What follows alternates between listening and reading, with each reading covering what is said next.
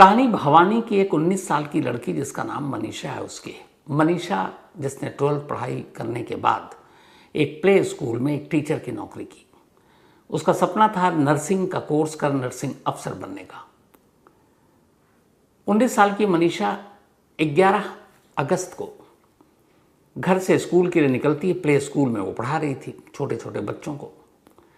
वहाँ से फिर वो दोपहर को बल्कि सुबह घर से निकलने के दौरान अपने फादर को कहकर जाती है कि मैं नर्सिंग का फॉर्म भरने के लिए कॉलेज जाऊँगी।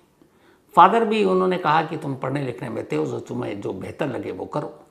तो वहाँ से निकलती है और फिर स्कूल के बाद वो शायद उसी कॉलेज की तरफ निकल पड़ती है। हालांकि कोई गवाह नहीं है। दोपहर को लगभग 12 से 1 के दरमियान में मनीषा के फादर के मोबाइल पर एक कॉल आता, सिर्फ 10 सेकंड के लिए, लेकिन बातचीत नहीं हो पाती। उसके बाद मोबाइल बंद। अब वो काफ़ी कॉल करते हैं लेकिन मनीषा उठाती नहीं है। परेशान बाप, उसे फिर मालूम था प्ले स्कूल की छुट्टी हो चुकी है और उसे फॉर्म भरने कॉलेज जाना नर्सिंग का। वो उसी कॉलेज पहुंचते हैं, वहाँ पता करते हैं, पूछते हैं। वहाँ कहता है कि भाई यहाँ तो कोई मनीषा नाम की लड़की नहीं आई। तभी वो इधर उधर गुजर रहे थे तो देखा कि कॉलेज में 3 लड़के शराब पीकर बैठे हुए हैं। उन्हें बड़ा अजीब लगा। फिर उन्होंने कहा कि आप एक बार CCTV कैमरा देख लीजिए, शायद उसमें मनीषा दिख जाए। कॉलेज वालों ने साफ मना कर दिया। उन्होंने कहा कि देखो अब स्टाफ सब जा चुका है और आप भी निकल लीजिए, कल आइएगा, कल देखते हैं। परेशान बाप वहाँ से निकलता है, इधर उधर और ढूंढता है, कहीं मिलती नहीं है।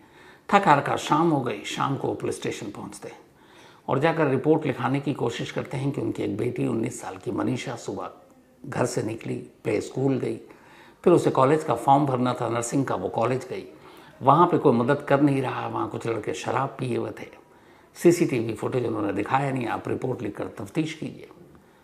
अब पुलिस का रवैया देखिए। वो कहते हैं अरे परेशान क्यों हो रहा है, सुबह ही से तो है, आज अभी तो एक दिन भी नहीं बीता ना। घर जाओ, कहीं नहीं है, लौट आएगी, और नहीं आई तो शादी का कार्ड आ जाएगा। शादी वादी कर रही होगी, किसी लड़के के साथ चली गई होगी, इश्क विश्क का चक्कर होगा, तो तुम परेशान मत हो और अगले दिन आना। तुम हो सकता है उससे पहले तुम्हारे पास तुम्हारी बेटी की शादी का कार्ड ही आ जाए। परेशान बाप वापस लौट जाता है। अब 12 तारीख आ जाती है। 12 तारीख को वो फिर थाने पहुंचता है और तब जाकर पुलिस मिसिंग की कंप्लेंट लेती है। ये तो रवैया है। अब इधर माँ बाप परेशान, हर तरफ ढूंढ रहे हैं, कहीं मनीषा का पता नहीं चल रहा है। 2 दिन बीत गए। अब 13 अगस्त की तारीख आ गई। 13 अगस्त की सुबह सुबह लोकल पुलिस के पास एक फ़ोन आता है कि वहीं एक खेत में एक लड़की की लाश पड़ी है। पुलिस वाले फ़ोन पे जब खबर मिलती है भागते हैं स्पॉट पर। अब जो मनीषा का हुलिया था लगभग वही हुलिया, वही कपड़े, लेकिन लाश की हालत बहुत ख़राब थी। शायद जानवरों के काटने के भी निशान थे। पुलिस वालों के पहली बार होश उड़े, क्योंकि उन्हें अपनी कमज़ोरी और गलतियां मालूम थी कि वो रिपोर्ट लिख ही नहीं रहे थे। खैर, उन्होंने सबसे पहले तो मनीषा के पिता को बुलाया और कहा कि आप शिनाख्त करो। उन्होंने कपड़ों से और बाकी चीज़ों से पहचान लिया वो उनकी बेटी थी। माँ बाप का रो रो कर बुरा हाल। पुलिस ने लाश अपने कब्जे में लिया, पोस्टमार्टम के लिए भेजा। अब घर वालों की यही शिकायत थी कि अगर 11 तारीख को ही पुलिस रिपोर्ट लिख कर ढूंढती तो क्या पता उनकी बेटी जिंदा मिल जाती। अगर उस कॉलेज के लड़कों के बारे में जो बताया उसी वक्त तफ्तीश करती, उस कॉलेज के CCTV फुटेज को खंगाल लेती, तो भी शायद मनीषा बच जाती। पुलिस ने अपनी ड्यूटी ढंग से निभाई नहीं। और आमतौर पर ये इकलौता केस नहीं है, मैं खुद गवाह हूँ। ऐसे बहुत सारे मिसिंग केस, जब कोई शख्स पुलिस स्टेशन पहुँचता है तो पुलिस वाले उसको इतने हल्के तरीके से लेते हैं। उनका कहना है कोई नहीं, आ जाएगा, जाइए। एक हफ्ता 10-10 दिन तक अब रिपोर्ट नहीं लिखते। और जब कुछ हादसा हो जाता तो फिर पूरा थाना जो है उतर आता है। तो अब यहाँ जब लाश मिली, धीरे धीरे ये बात भिवानी में लोगों तक पहुंची। लोगों को गुस्सा आना शुरू हुआ है, स्टूडेंट्स के अंदर भी गुस्सा आना शुरू हुआ। उसका धरना प्रदर्शन रैली शुरू हो गई। अब मामला पॉलिटिकल भी हो गया। उधर BJP की तरफ से जो सत्ता में अलग, कांग्रेस की तरफ से अलग, हर एक अपना इसको मुद्दा बनाने लगा। CM साहब ने भी बात की, लेकिन लोगों का गुस्सा शांत नहीं हो रहा। वो चाहते थे कि मनीषा को इंसाफ मिले। अब धीरे धीरे वक्त बीत गया। 11 को वो गायब हुई, 13 को डेड बॉडी मिली, फिर लाश पोस्टमार्टम के लिए भेजा गया। घर वालों ने कहा पुलिस इसको केस को ख़त्म करना चाहती है। फिर दोबारा पोस्टमार्टम हुआ मनीषा का। अब दोबारा पोस्टमार्टम होने के बाद भी अभी तक मौत की सही वजह सामने नहीं आई।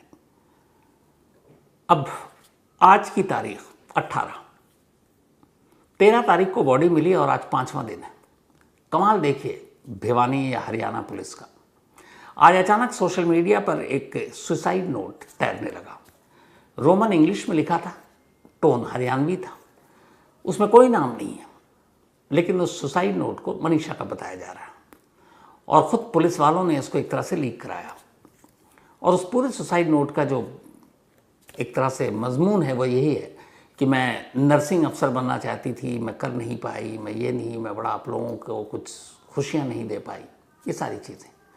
अब कमाल ये है कि एक तो ये जो दिखाया कि ये नोट है आखिरी मरने से पहले का, वो फोटोकॉपी है, ओरिजिनल नहीं है।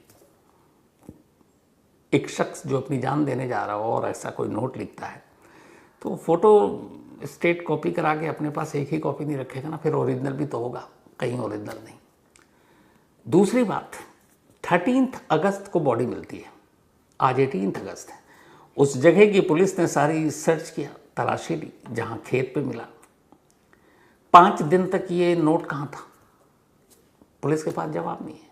5 दिन बाद अचानक छम से ये कहाँ से नोट आ गया, और वो भी ऐसा कि जो फोटोकॉपी है, जवाब नहीं है। अब जब ये सारी चीज़ें हुई तो लोगों का गुस्सा और भड़का। उधर पंचायत बैठी, और हरियाणा में आपको पता है पंचायत कितनी ताकतवर है।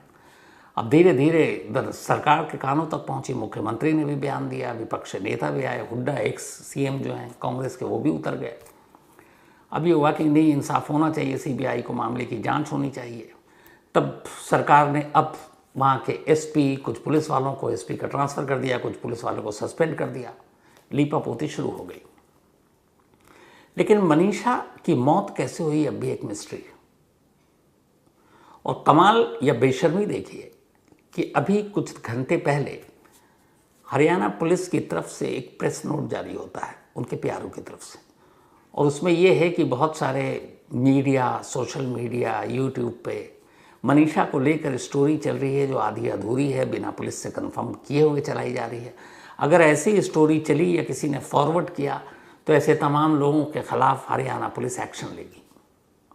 मतलब अपना काम उन्होंने ढंग से नहीं किया, वक्त पर एफआईआर दर्ज नहीं की, 24 घंटे बाद मिसिंग कंप्लेंट लिख रहे हैं, लाश मिलने के 5 दिन के बाद अचानक एक सुसाइड नोट पेश किया जा रहा है। मौत की वजह क्या है ये पता नहीं है। उस जिस कॉलेज के बारे में माँ बाप बात कर रहे हैं उस कॉलेज में भी पुलिस ने जाने की जहमत नहीं उठाई। अब उल्टे ये है कि नहीं, मनीषा की स्टोरी को अगर किसी ने भी बिना वेरिफिकेशन के चलाया, दिखाया, फॉरवर्ड किया तो एक्शन लेंगे। मतलब अब इस सिस्टम को ही क्या कहिएगा आप, कि कोई किसी के इंसाफ के लिए आवाज़ उठाए और आप उसको धमकाएंगे। और हाल के वक्त में ऐसा कई अभी बीच में बिहार पुलिस ने भी ये रवैया अपनाया था कि ये केस चल रहा है, अगर किसी ने अपनी तरफ से कुछ चलाया तो हम एक्शन लेंगे कानूनी।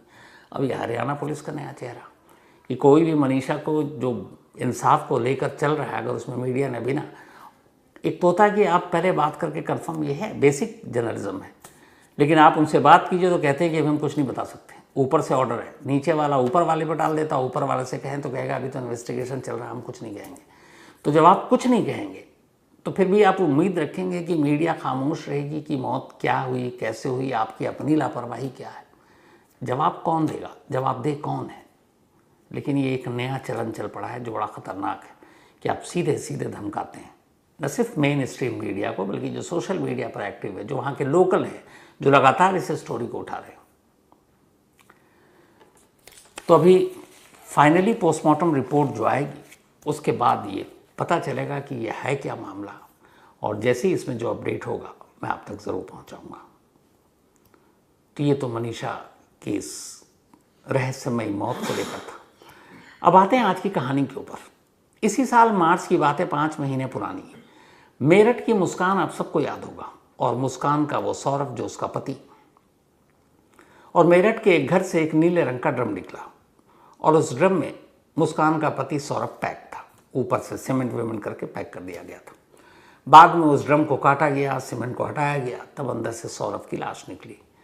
फिर मुस्कान अपने प्रेमी के साथ पकड़ी गई, और ये दोनों इस वक्त मेरठ की जेल में हैं। चार्जशीट मई में ही दाखिल हो चुकी है, ट्रायल अब कभी भी शुरू होगा। 5 महीने बाद अब मेरठ से करीब 250 किलोमीटर दूर राजस्थान के अलवर डिस्ट्रिक्ट के एक जगह है खैरथल तिजारा। यहाँ एक मोहल्ले में एक आदर्श कॉलोनी है, उसके घर की एक छत से एक नीले रंग का ड्रम मिला।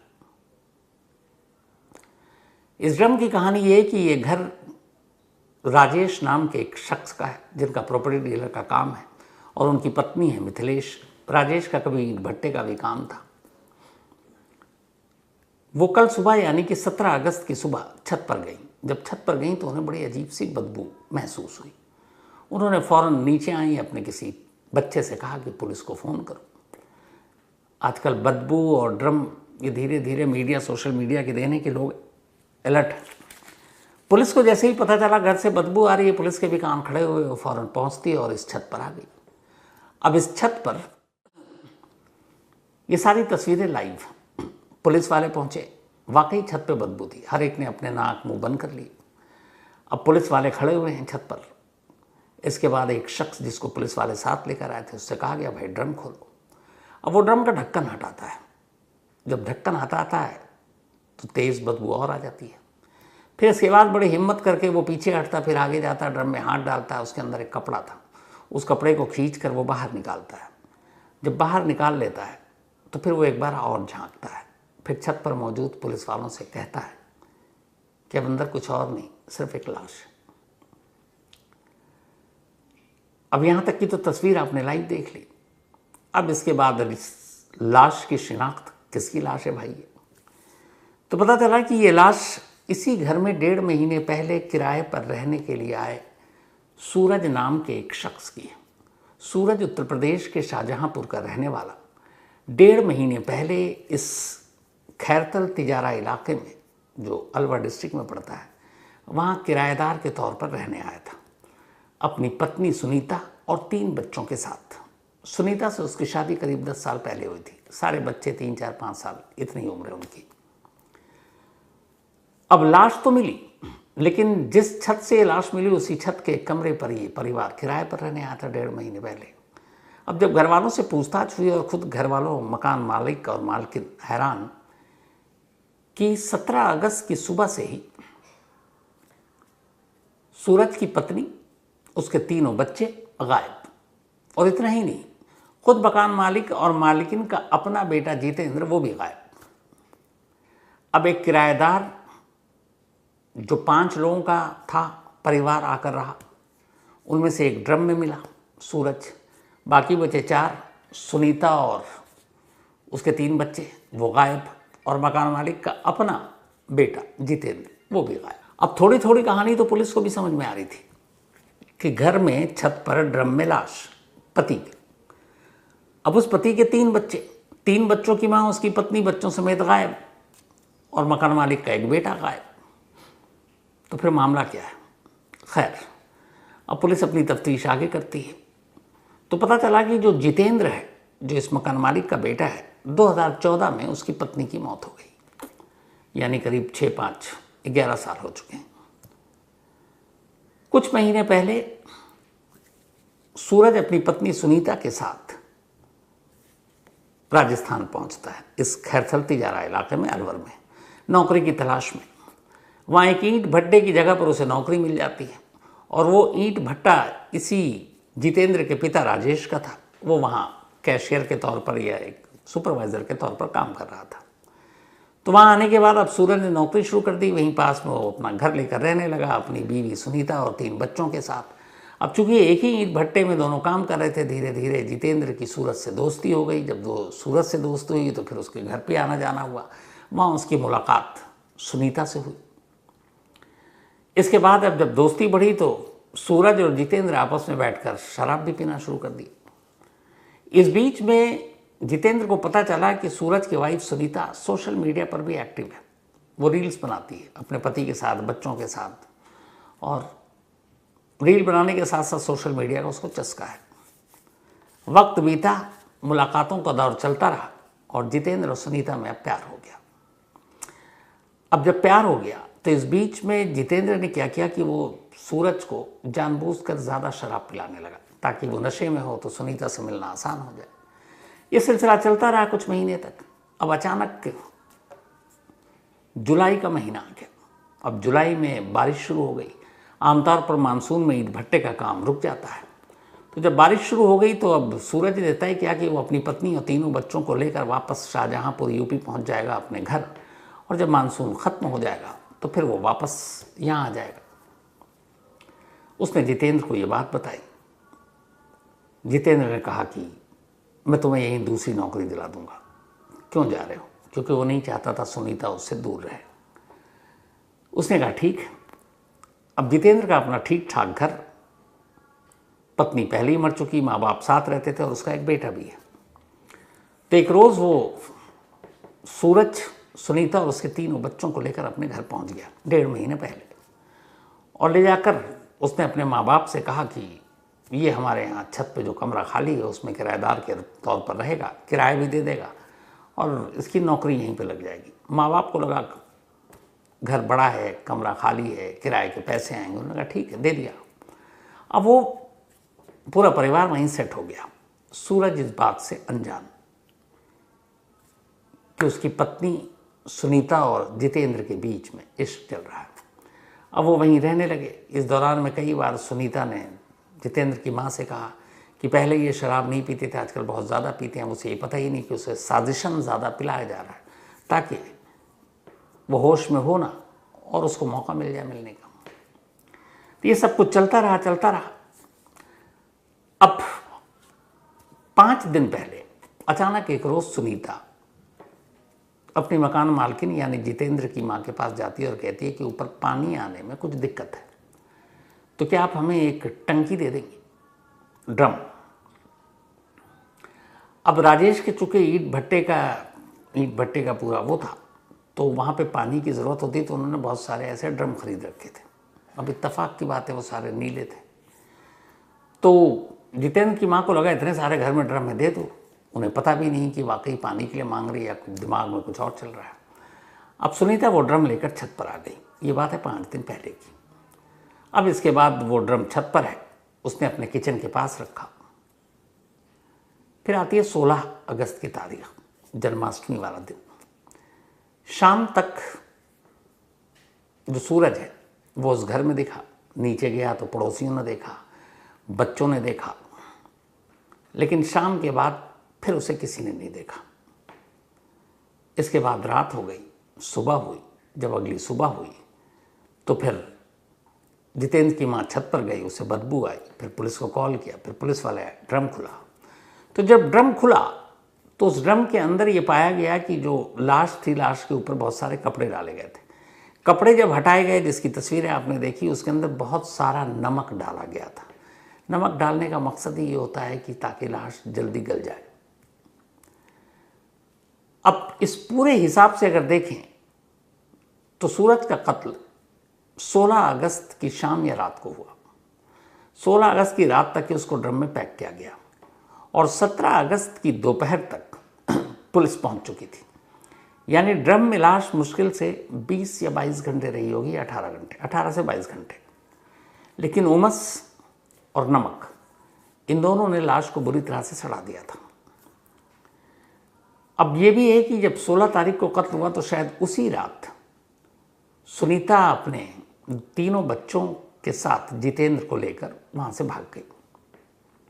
भागने के बाद ये लोग आज सुबह अलवर के ही पास एक दूसरे गांव में पहुंचे और वहाँ एक ईंट भट्टी के पास थी, जाके जानकारी हासिल की। उन्होंने कहा कि हमें यहाँ कोई काम मिलेगा क्या। इत्तेफाक से इस ड्रम की खबर, क्योंकि मेरठ की मुस्कान ने मशहूर कर रखा है, ये बदनाम अलवर के उस इलाके के लोगों तक पहुंच चुकी थी। सोशल मीडिया का दौर है, बहुत तेज़ी से चीज़ें वायरल होती हैं। अब यहाँ एक ख़ास पहचान थी कि एक औरत अपने 3 बच्चों के साथ गायब है। अब 3 बच्चे आप छुपा नहीं सकते। तो जब ये नौकरी मांगने गए और साथ में जितेंद्र, तो उन्हें शक हो गया। उन्होंने उसको बातों में उलझाया और लोकल पुलिस को खबर दे दी। लोकल पुलिस आई, पुलिस को देख के भागने लगे। खैर कहाँ तक भागते, पुलिस ने पकड़ लिया। पकड़ने के बाद फिर इनको वापस लेकर आए। फिर इनसे पूछताछ शुरू हुई। अब अलवर पुलिस के हिसाब से इनसे पूछताछ लंबी चल रही है। अभी चूँकि कुछ वक्त पहले इनको गिरफ्तार करके लाया गया है। तो इस मर्डर में सूरज के, यानी कि अपने ही पति सुनीता का कितना रोल है, जितेंद्र का कितना रोल है, ये कत्ल क्यों किया। हालांकि प्यार का मामला है, इश्क का मामला है, ये पुलिस ने, वहाँ के एसपी ने भी कंफर्म किया है, लेकिन कत्ल करने की नौबत क्यों आई, इसका खुलासा, कत्ल जो है तेज़धार हथियार से गले पर वार करके किया गया है, ये क्लियर। और इस कत्ल की वजह से, तेज़धार हथियार की वजह से खुद जितेंद्र भी ज़ख्मी हुआ है, क्योंकि जब उसको पकड़ा गया उसके हाथ पे कट के निशान थे। लेकिन पूरी कहानी की इसमें सुनीता का कितना रोल रहा, जितेंद्र का कितना रोल रहा, असली मकसद क्या, कत्ल की नौबत क्यों आई, ये सारी चीज़ें आज देर रात तक पूछताछ के बाद इसका खुलासा होगा। और कल शायद वहाँ की लोकल पुलिस इस पर एक प्रेस कॉन्फ्रेंस करेगी, तो डिटेल में वो पूरी जानकारी देगी। लेकिन इस कहानी ने एक तरह से एक बार फिर से मेरठ की मुस्कान और मुस्कान के ड्रम दोनों की याद ताज़ा कर दी। यानी फिर एक पति एक ड्रम से बाहर निकल आया। तो इस पर जो भी बाकी अपडेट होगा कल प्रेस कॉन्फ्रेंस के बाद वो आप तक ज़रूर पहुंचाएंगे। और मनीषा की स्टोरी पर भी हमारी लगातार नज़र होगी, जो भी होगा कल वो भी आपको बताऊंगा। फिलहाल आज की कहानी में इतना ही, लेकिन ख़त्म करूं कहानी